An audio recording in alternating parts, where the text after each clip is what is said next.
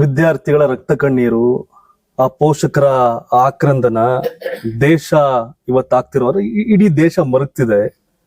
ಅದರ ಪ್ರತಿಫಲ ಈ ನೇಪಾಳದಲ್ಲಾದಂಗು, ಬಾಂಗ್ಲಾದಲ್ಲಾದಂಗು ಆ ತರದ ಒಂದು ಕ್ರಾಂತಿ ಕಾರಣ ಆಗತ್ತಾ? ಏನ್ ಕತೆ ಅಂತ ಅಲ್ಲಿ ಬೇರೆ ಬೇರೆ ಸನ್ನಿವೇಶಗಳು. ಇವರೆಲ್ಲ ಏನ್ ಮಾಡ್ತಾ ಇದ್ರೆ ಜನರಿಗೆ ದಾರಿ ತಪ್ಪಿಸೋದಕ್ಕೆ ನೇಪಾಳದಲ್ಲಿ ರಾಜತ್ವದ ವಿರುದ್ಧ ಜನರ ಹೋರಾಟ, ಅದು ಬೇರೆನೇ ಇಶ್ಯೂ. ಅದನ್ನೆಲ್ಲ ನಮ್ಮ ಕೆಲವು ಸ್ನೇಹಿತರುಗಳು ನೇಪಾಳ ತರ ಮಾಡಿ, ಯಾಕೆ ಅಂತಂದ್ರೆ ಈ ಹುಡುಗರ ಮೇಲೆ ಕೆಟ್ಟ ಅಭಿಪ್ರಾಯ ಬರಲಿ ಅಂತ. ಈ ಮಕ್ಕಳಿದಾರಲ್ಲ, ನಾನು ಅವ್ರನ್ನ ನೋಡಿಲ್ಲ, ನಾನು ಇಲ್ಲಿದ್ದೇನೆ, ಅವ್ರು ಡೆಲ್ಲಿಯಲ್ಲಿದ್ದಾರೆ.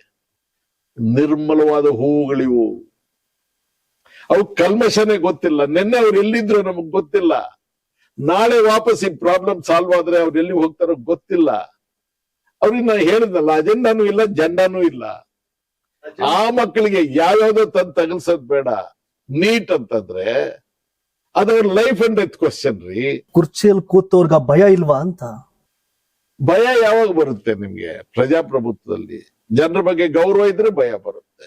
ನಾನ್ ಸುಳ್ಳುಗಳು ಹೇಳ್ಬೋದು, ನಾನ್ ಗಿಲಿಟ್ ಮಾಡ್ಬೋದು, ನನ್ನ ಕಲಾತ್ಮಕ ಭಾಷಣದ ವೈಖರಿಯಿಂದ ಜನರನ್ನು ಮೋಸಗೊಳಿಸ್ಬೋದು, ಸುಳ್ಳುಗಳನ್ನ ಸತ್ಯ ಮಾಡ್ಬೋದು, ವಂಚಿಸ್ಬೋದು ಅಂತ ಇದ್ದಾಗ, ನಿಮ್ಗೆ ಸಕ್ಸಸ್ ಆದಾಗ ನಿಮ್ಗೆ ಫೇಲ್ಯೂರ್ ಜ್ಞಾಪಕಕ್ಕೆ ಬರೋದಿಲ್ಲ.